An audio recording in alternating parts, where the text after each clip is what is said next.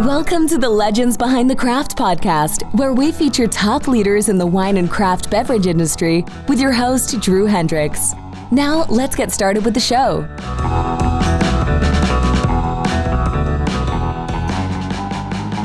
Drew Thomas Hendricks here. I'm the host of the Legends Behind the Craft podcast. On this show, I talk with leaders of the wine and craft beverage industry.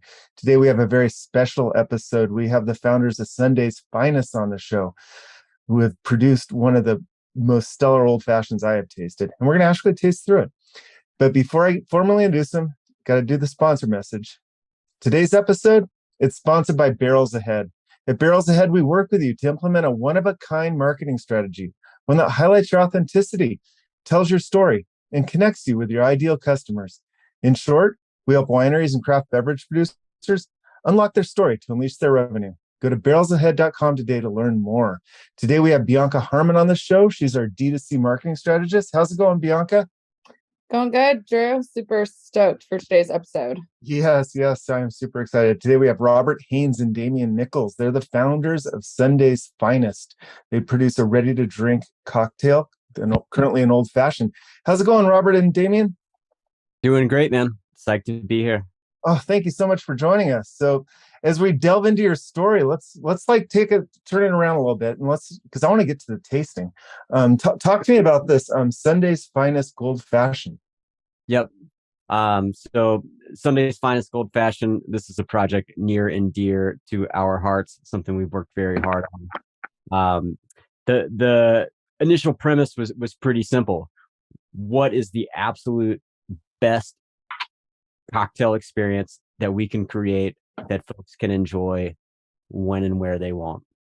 And the old fashioned is, hands down my favorite cocktail, something I'm intimately familiar with. It is my favorite cocktail, hands down, for sure. And the gold fashioned is a blend of vintage whiskeys as the base. The 2021 version, which we're tasting right now, is a blend of 8-year bourbon and 5-year rye. So you have this kind of complex best of both worlds foundation for the cocktail. And then the bitters, Sunday's Finest saffron bitters are made with the world's most exquisite spices, impeccably sourced. Talking saffron from Heret, Afghanistan, single estate Ecuadorian cacao, gentian from the French Alps, Seville orange peel from Spain. We really went all out to make this kind of the most pleasurable and robust at-home cocktail experience that we could deliver. Yeah, I jumped the gun and poured myself a glass right now. It tastes like a craft cocktail. Undoubtedly, I feel like I just went into a high-end bar. The one thing I love the best, it came with its own little zester. I know, that's my favorite part. Yeah, we worked pretty hard on developing that. There's a couple of different kinds of orange in there as well. There's Valencia orange, navel orange, and blood orange. So, top to bottom, we want to make sure if we're giving you a great cocktail, you do feel like you're walking into a bar. We're changing the setting. So there's a lot of consideration from the packaging to the liquid to the zest. And how did you determine, the size and the amount that would be needed for the bottle that you're giving? Yep. Good question. So, we think about 2 zests is appropriate per cocktail, knowing that some people are going to go, psh, psh, Or like me, you missed the glass the first time. Yeah, I did that too the first time. We tried to. But that's a recommendation. We try to err on the side of having a little extra. And, so one big piece of feedback we got from folks last year was that they love the zest. And I think people are zest happy. And here we are actually increasing the size of the zest. So all right, go nuts. That's awesome. So Robert, now I've got this in my glass, this is incredible. Tell me about your story. How did you get into the industry, and how did you get from here to now, from there to now? Yep.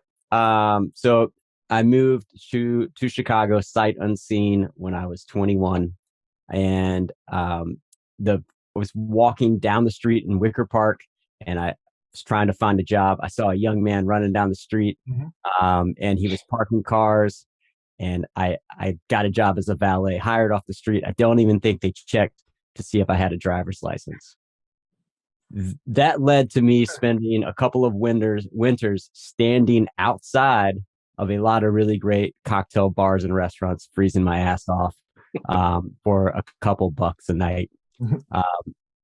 Through that, I managed to meet a lot of folks that worked inside of these bars and restaurants, and would chat them up, when they were taking breaks from their shifts and whatnot. And was talking to a gentleman at a club called Sonotech that used to be in Chicago's Westtown neighborhood. And he said, "Man, what are you doing? You got to get another job. Come inside. It's 0 degrees out here. The people I'm working for are about to open a really great cocktail bar. It's going to be called the Violet Hour, and they need barbacks." And he had me at come inside. And, so I joined the Violet Hour opening team as a barback with little to no experience, other than I enjoyed drinking in my early 20s and late teens, and was there from day one on the ground floor. I walked in the first day of training, and they dropped a hotel pan of ice on the unfinished bar top and gave me a hammer and a chisel and said, "Make chunks." And so spent a year or so of just paying my dues as a barback, and slowly worked my way up to bartender, and then bar manager. And over the course of 7 or 8 years, made a lot of cocktails. And I would imagine. Yeah. It was a great experience, and especially to be like kind of on the forefront of the craft cocktail resurgence, and working with people that had really spent a lot of time in the industry. I was able to learn a lot and try to soak it all up, and that eventually led to getting interested in product development and looking for opportunities to create things to work with and make cocktails with that maybe didn't already exist. And being curious and creative by nature, started playing around with recipes, whether it's syrups and bitters, and then eventually liqueurs. Yeah. And then eventually cocktails. And then you have the company Apologue Liqueurs as well, that does some really interesting blends. You've got a celery root. Yeah. Yep. So, Apologue, kind of post Violet Hour, I was running a bar in the Logan Square neighborhood, and spent a lot of time looking at the back bar, looking for what I would call, some people would call holes. I thought of them as opportunities, and just trying to think of things that I could possibly make and do justice, that folks could use to make interesting riffs on classic cocktails. And all natural liqueurs, at the time, this is 2017, there's still a lot of mystery in the liqueur space. A lot of like, this bespoke French liqueur has 130 ingredients in it, and no one knows what 110 of them are. And just kind of wanted to zig where others zag, and focus on some unique regional ingredients, things like persimmon, aronia berry, celery root, and build liqueurs off of these primary ingredients, and then do a couple of things that were unique, like list everything that's in the bottle on the back of the bottle, so that bartenders know what they're working with, and can ideate and create cool cocktails. Just to give that, to give the bar the ability to create that bespoke cocktail. It's really a lot of these liqueurs and bitters are what allows you to do that. I think the liqueurs to me interesting because it's like if you're making a cocktail, that's like your chance to give it some personality, give it some character, right? Mhm. And just switching out one of those ingredients for another one, you can create something that's seasonal or unique to you, or that tells a story or creates a sense of time and place. So I think liqueurs are fascinating, especially when it comes to, creating cocktails and cocktail menus. Absolutely. Damiane, how did you wind your way into old fashions, and how did you get into the industry? So if the theme of Robbie's sort of story is depth, mine is definitely breadth. Uh-huh. I've had a little bit more of a long and winding path. So I went to art school actually, and moved to Chicago for like just change of scenery. I'm from New York originally, and wanted to get into the industry. Was gonna go to culinary school like an idiot, and everyone was like, "Hey, don't." You're going to spend 40K and be able to make less steaks than everyone next to you. So I ended up just jumping similarly to Robbie, just, all right, what's the nearest restaurant, and started bussing tables. And with the knowledge too, though, that, there are people who've been working here for 10 years, have been working since they were 18, 17. So I kind of was like, all right, I need to kind of treat it like culinary school. So I was working at a restaurant group, one front of the house, one back of the house. So I would wake up at 6, prep in the kitchen till 3, smoke a joint on the way over to the next restaurant, and then work the floor from 4 to like 11, which was definitely hard, but also super fun, and learned a ton and got exposed to, it's kind of like a crash course. And so, kind of did everything from bussing to serving, expediting, prep cook, line cook, did a little bit of everything. Until I actually wanted to move away from kitchens and actually move towards urban agriculture. I got a gig doing sales for Closed Loop Farms, which is a small indoor-outdoor hybrid farm that was doing only microgreens and edible flowers and rare herbs, which was probably one of the best jobs I've ever like had. Those vertical gardens? Similar. I mean, each farm kind of has their own, their permutations of how they grow and what their systems are. But we were just soil only, no hydro, no chemicals, just soil, compost, and seeds, which was really cool. And just being connected with all of your favorite chefs. Like, I was not making a lot of money, but it felt like I was like, yo, I have the coolest fucking job in the world. Like, I get to text with some of my favorite chefs around the city to grow, but not produce, but to grow just the garnishes, just for their dishes that are coming up in the fall season or whatever. And so that I was like, oh man, this is really cool. There are all these like ancillary industries that sort of hug and keep the restaurant and bar industry warm and sort of fertile. I've never even heard of something like that. That's so cool. Yeah, it's like there's a whole, that's one of the things I love, especially about like brands like Sunday's Finest and Apologue and Closed Loop Farms. Like, you think you go to a restaurant, you think you go to a bar, there's so many other parts and pieces. So from that job, it was probably my favorite job ever, but wasn't paying me enough. So I was like, I need a little bit more of a cushy situation. So I moved to a hospitality PR firm, which was sort of like close but adjacent. And a couple, jobs after that. I was running a virtual plant shop on my own Instagram for a while. I worked at the Garfield Park Conservatory here in Chicago doing partnerships, and was looking to move from that role.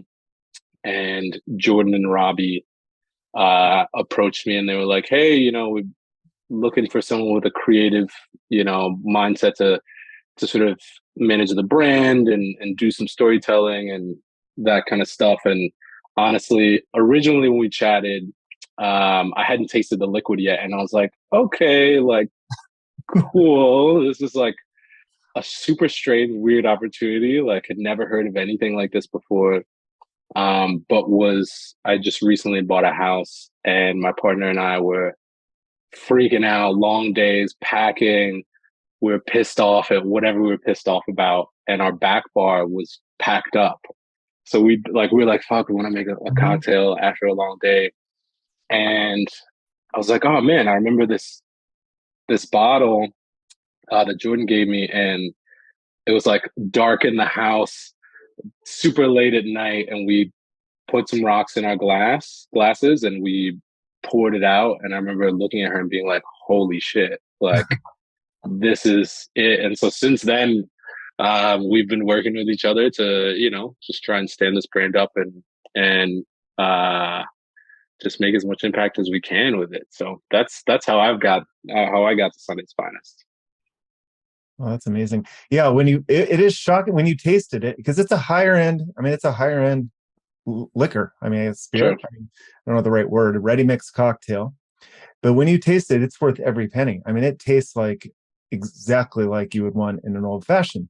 So the question is, this whole ready to drink category, I love that it's going towards that higher end, and it's going towards stuff that you would actually taste. We had Drinksmith on the show about 6-7 months ago, and they do like actually ready to mix cocktails where you mix the juice with the liquor. But this is the first time I've really seen one that's a true spirit forward. Yeah, me too.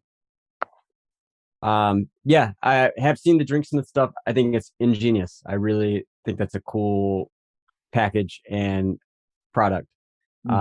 For us, yeah, we wanted it to be the Gold Fashioned to be as good, if not better, than any old fashioned you would get at the best cocktail bar in your closest major city. And so much of that comes down to the base spirit. Like in the RTD space, there's a lot of competition at the lower rungs of the ladder. People competing on price, creating seltzers, crushable cocktails, things like that. And that's just not where we wanted to go. We wanted to, there's something to me very special about having a really, really nice cocktail, especially when someone else makes it for you. I feel like it is kind of like going to a spa or something, kind of relax. Oh yeah. The day melts away.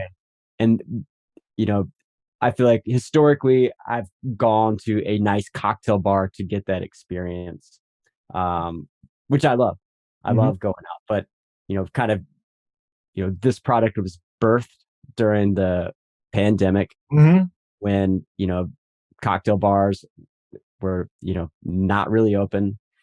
But I think that was a real eye-opening point for me. Just, I began to kind of crave that, that experience at home, and with the Gold Fashioned, I think you can get that, like that sense, that feeling of getting a world-class cocktail. It's already made, you've got the orange zest atomizer, so you're engaging all of your senses, and you're able to have a really special moment in the comfort of your own home or in a small group with like your friends, family, and loved ones. Not pay $18. Totally.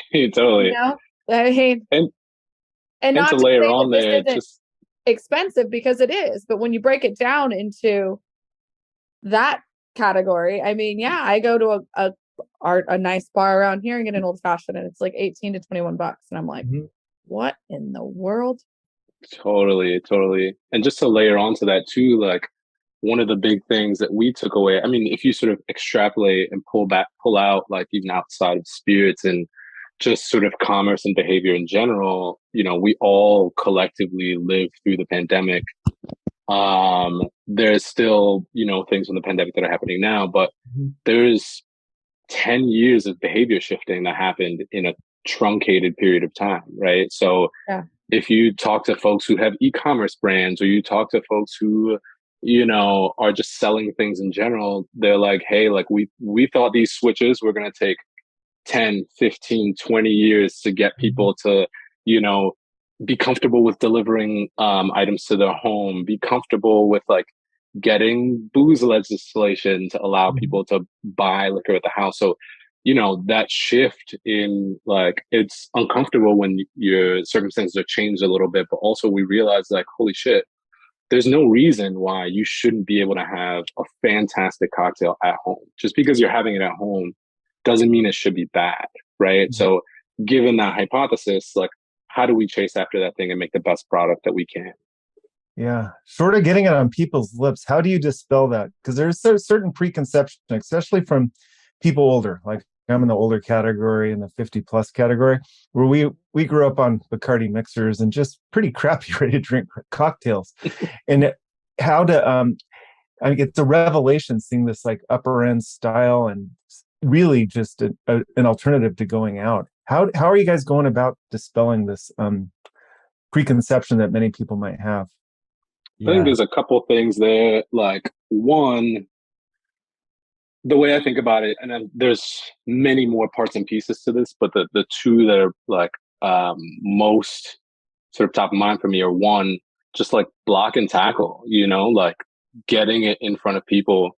One of the things I like to think about is, for any packaging, any product, the goal is to seduce the eye, but also to address the intelligence, right? Like, I want you to think it looks good. I want you to love the experience. When you touch it, the paper feels wonderful. The zest atomizer, the label, the bottle is beautiful and heavy, and it feels precious in your hand. But also, I want, when after that first stage, you're like, oh man, there's actually super quality ingredients in here. It's super thoughtfully crafted. It's masterfully blended. It's not just threw this together and it looks sexy, right? So it's like getting in front of people, chatting with them, sharing it with them, but also making sure that it feels good, right? Like feeling something that, like Robbie likes to say, he's like, yo, I want to make something that I am proud of, like that I want to give to my friends, that they wouldn't just be like, oh, cool, Robbie, that's great. You made a thing. They're like, damn, that's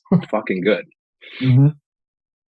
Well, I have a question then, so then in that sense, is most of your your customers, people purchasing this, I mean, do you actually have bars or restaurants that would be buying this, or is it all pretty much direct to consumer? They're few and far between. Most of our consumers are folks looking to have this experience at home. That's what I figured. We did a lot of interviews, with folks that did multiple purchases of the last year's blend, and there were a lot of common themes. One, it's couples who maybe don't get the chance to go out as often as they used to, whether they have kids or 9-to-5s, and for them it was a real treat to be able to crack this open on a Friday or Saturday night and feel like they were really doing something. Also, we had younger folks that maybe used to live in city centric locations, whether they were in New York, Chicago, Austin, like kind of like major city centers, who had moved maybe recently out to the suburbs and didn't have access to kind of the high quality cocktails that they were used to. So it seems to be really fulfilling a not only does it taste great, but I feel like it also fulfills like some sort of like emotional need for folks to treat themselves. Yeah, very similar with a lot of wines and spirits. Like the aroma and the feeling can just take you back to where you are. And closing my eyes and tasting this, I feel like I'm in a high-end bar in San Francisco. It's right where I want to be. And I know I'm jumping around, but the fact that you combine rye and bourbon, I haven't seen that before, and I'm going to steal that. I gotta, after I finish this bottle, start mixing it myself. Where did that idea come from? Yeah, that's your house standard. I've loved split base cocktails for a long time. They just, and there's a few different types and styles, like whether you're using tequila and mezcal in the base of a cocktail to create a more like optimal or more accessible flavor profile for certain guests.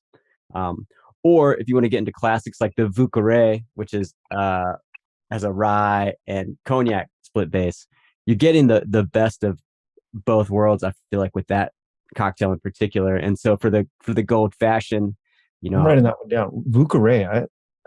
Yeah, it's a old school New Orleans drink. So yeah, fantastic. rye, cognac, vermouth, and Benedictine dash of bitters. But for the gold fashioned, Can you make that next? let's see. Yeah, I feel like rye old fashions are awesome. They're like have this like fruity spice note. They're kind of brash, they're assertive, and I love a good rye old fashioned. On the flip side, like a bourbon old fashioned, especially with an older bourbon, once you get into the 8 year, that's more of like a kind of a sexy, so slow sipper. And the split base, I feel like you're getting both of those, and it comes across as more complex, and really excited for this year's blend. So this year, Yeah, what's new this year? yeah, we sourced a 15-year bourbon. So this year's base will be a blend of 15 and 9-year-old bourbon and 6-year rye. So yeah, kind of up in the ante a bit, and I think it's going to be really, really lovely. Are you still sourcing from all on 6 continents for everything? Yeah, and if we could find something that grows on Antarctica, we'll Yeah, all right.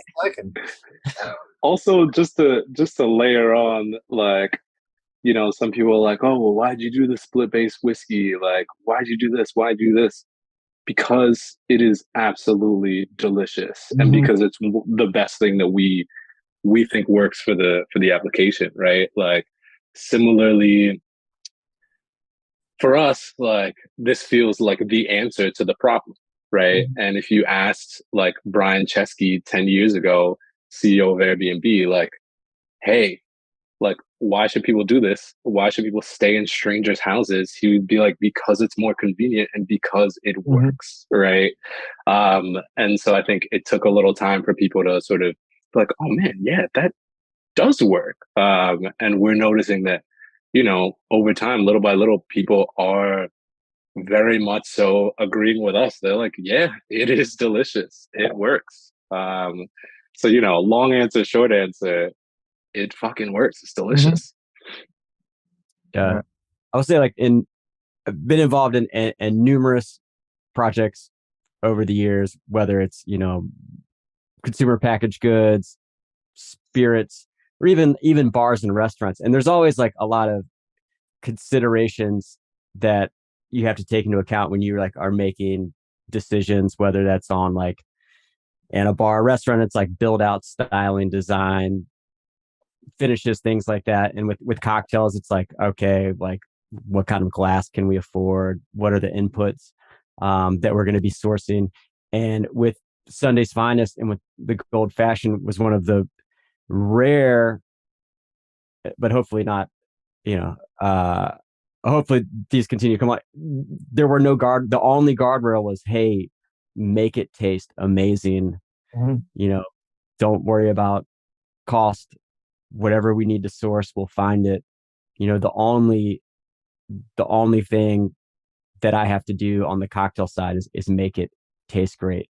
And just I feel really fortunate to have that opportunity. And how in the 2022 tasting great, how is it going to differ in flavor along the same sort of spirit, along the same sort of house vibe? But what will we expect? I think it's going to taste more dignified. Ooh, I don't know how it could taste more dignified than a little more stately. And do you think that's due to adding the 15-year to it? Yeah.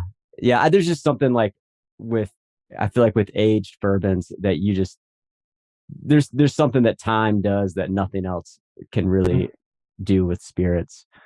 And I'm sure there's great young whiskeys out there. I've had a hard time finding them. I haven't had one yet, but that's I'm sure they exist. But there's stuff that happens around the 5-year mark. There's stuff that happens around the 7-year mark. And there's stuff that happens, once you get, in the 12, 13, 14, 15 years. And do I think it would be as amazing if it was all 15-year? I do not. But I think being able to access that note, that flavor, and then blend it with the 9-year and the 6-year, it's gonna be great. Yeah, there's something that time, you can't cheat time. And every time I see like a micro craft distiller try to put their their whiskey into like these little 1 gallon barrels, and then we can give you 10 years in 3 months. It just doesn't seem to work.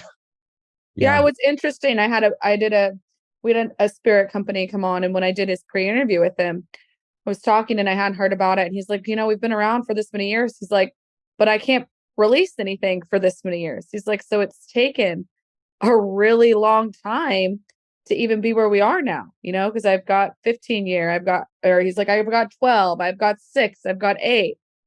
But you're just sitting there waiting most of the time if you want to produce a good spirit. Totally, totally. And especially too, like, we've got our eyes set on, because as you were saying before, like there are going to be people who are pretty skeptical, like, why the hell should I drink this bottled cocktail that has a 15-year, 9-year bourbon, 6-year rye? We want to make sure that when you taste it, you're like, oh, that's why, because there's those elements that only time can bring, that sort of like complexity of character. So we wanted to make sure that when you come the first time, come correct. Yeah. So coming the first time, coming correct, transporting people to the sense of place somewhere else in this ready to drink category. Outside of the gold fashion, where do you see your brand and some of the things, if you can talk about that, evolving? Yeah.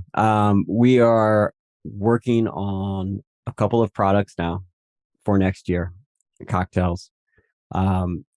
Same ethos, different cocktails. We're probably going to stay in the spirit forward area. Still, I think I still think there's like some real challenges on a like molecular level with incorporating lime juice. Yeah. In something that's shelf stable in a way that feels good. So we're going to stay. There's a lot of transportation issues there, as we've found out with drinks. I mean, when I order something from them, it comes in this like refrigerated container. It's everything about it. It's got a big distribution issue there. Spirit forward, especially an old fashioned. I mean, that it's pretty shelf stable.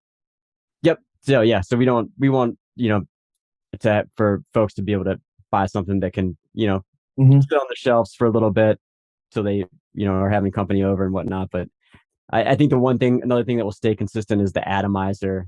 We think that's really unique to this brand. It allows you to create something that's organoleptic and engages all the senses. And when we first R&D'd this cocktail, we had finally found the whiskeys. That took a lot of work to source good whiskey. And then we were making cocktails and we looked at each other and said like, hey, okay, this is good, but is this better than a cocktail that you would get at X bar or restaurant? And the answer is that without the garnish, no. Like aroma is such an important piece of the puzzle. Like when you taste something, and then like the light bulb went off. I think someone kind of casually said, well, what if we put the orange zest in an atomizer? And we were like, haha, whoa, yes. That was brilliant, because that's probably the hardest part for a home bartender to do, and the part they skimp on. They're either going to cut that orange so thick you've got like a slice of orange in there, or they're not going to know how to twist it right.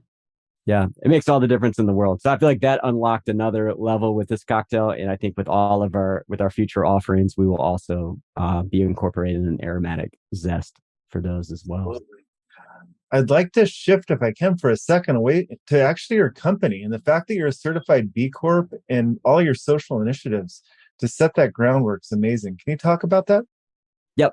So Apologue Liqueurs, which is kind of where this all started.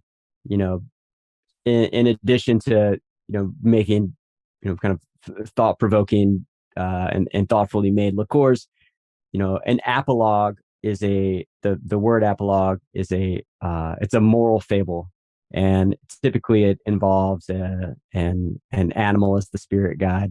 and there's usually a good like little nugget of wisdom in there, or a nice lesson to be learned.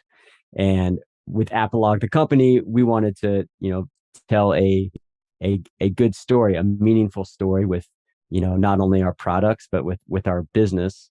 And the B Corp framework, the B Corp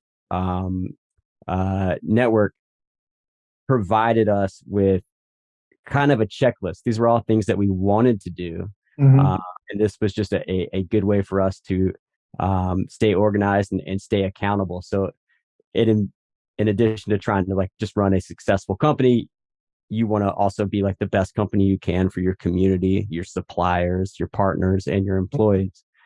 So we do kind of regular community service, volunteer hours. We track that. 2% of all proceeds from each product we sell goes to an aligned nonprofit, whether that's Pilot Light, which does food education for young kids, and not only in Chicagoland, but around the nation, to Women in Hospitality United, to Advocates for Urban Agriculture. So honestly, like that's a pretty big part of what we do and why we do it. It feels good for us, and these are things and initiatives that we want to do no matter what. And we see Apologue and Sunday's Finest as, a vehicle for us to, make a positive impact in the ways that we can.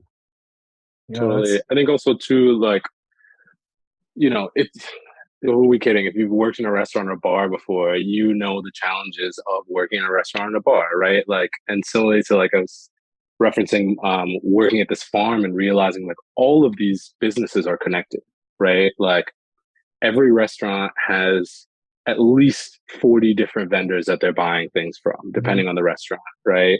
So if we can be part of that ecosystem and be sort of depositing regularly back into it, I think for us that goes a really long way.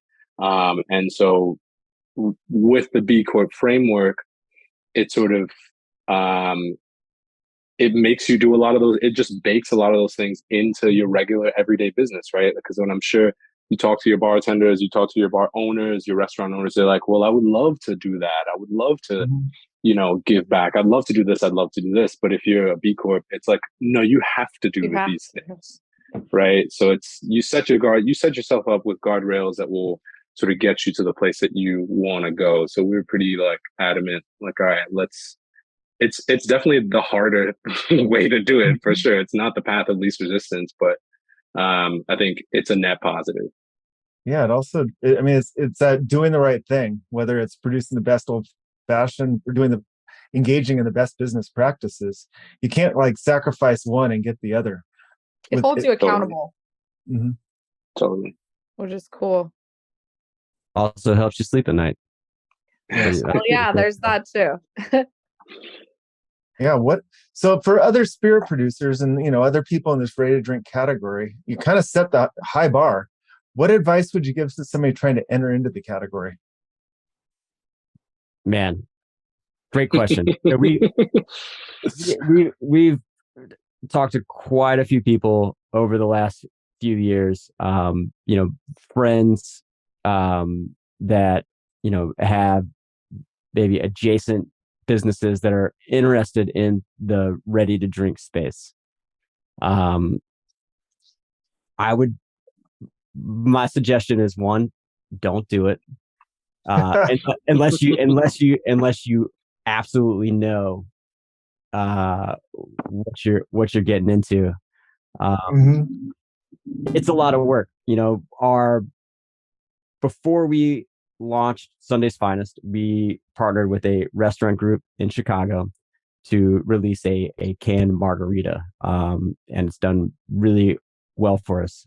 It's called the brand is Big Star, and they have a couple taco spots in the city of Chicago, and they are known for their ruckus patio and their awesome margaritas. And I could not think of a better brand to extend beyond the hospitality space and bring into the retail space. but that's because they have so much brand equity and such a recognizable name and such a great reputation in and around the Chicagoland area.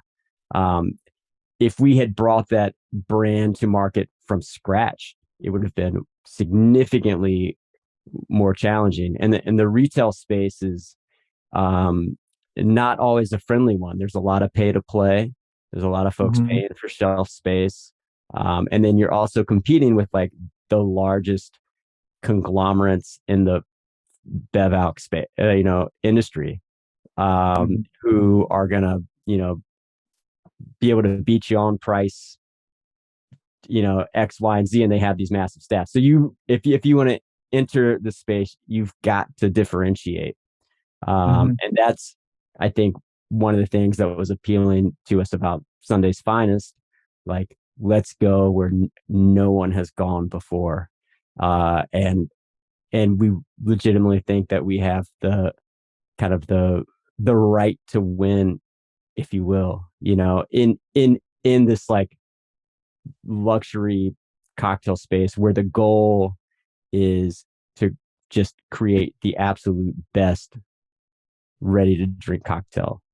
And we've gotten creative with it as well. We do a lot of our business direct to consumer. A lot of it is online.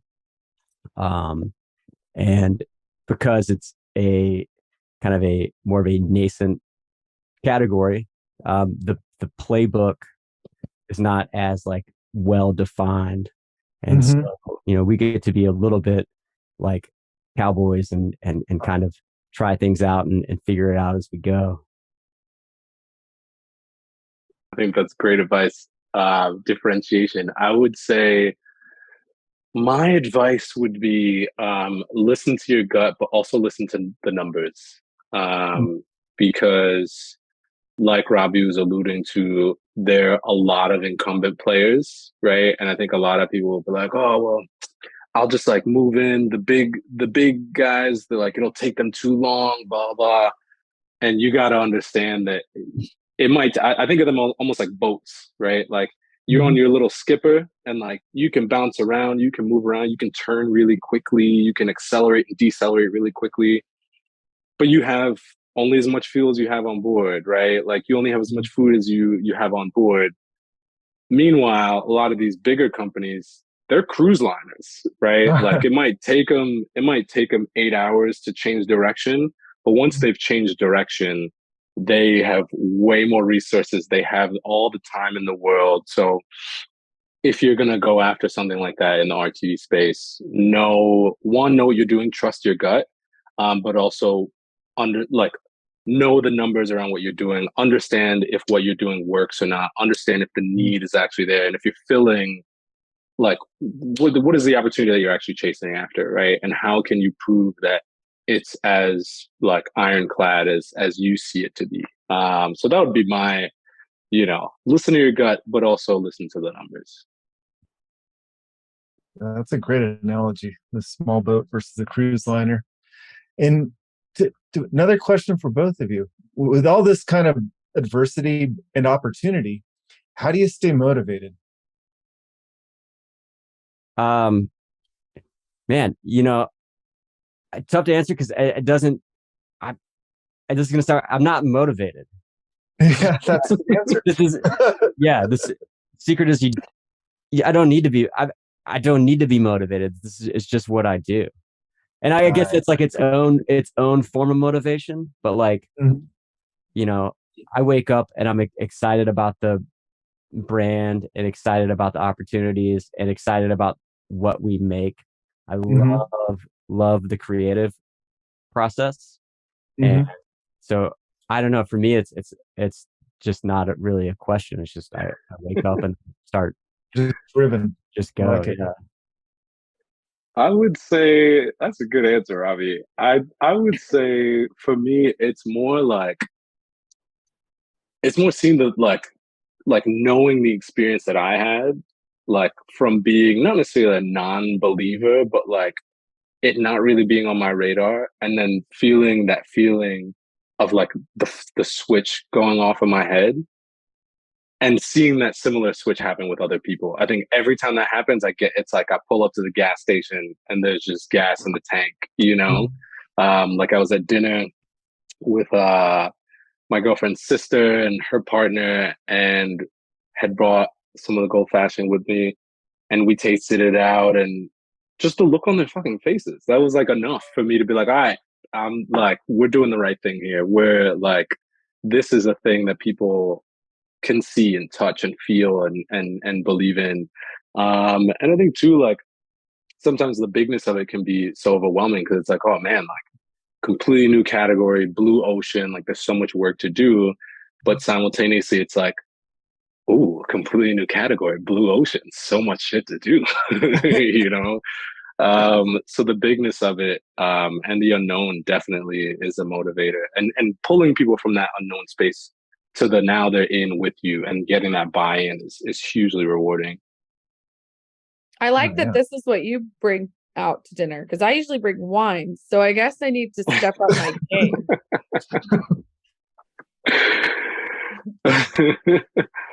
October 13th, October 13th, that's when we're going live. You can bring as many bottles of gold fashioned to every engagement as you would like. Yeah. And Damiane and Robbie, where can people find out more about Sunday's Finest and this gold fashion? Sundaysfinest.com, baby. We just refreshed our website. We'll be going live to the public October 13th. You can order on our website, sundaysfinest.com. It will show up right at your door. There's also a ton more information there about our ingredients, our stories, so you can really sort of dive deep if you want to. But yeah, sundaysfinest.com, on Instagram with Sunday's Finest Craft Cocktails. Find us there, shoot us a note. We love to chat. Awesome. Thank you so much for joining us. And this was a real treat, man. I found my new cocktail. Me too. Thanks for having us. Happy to be here. Thank you, guys.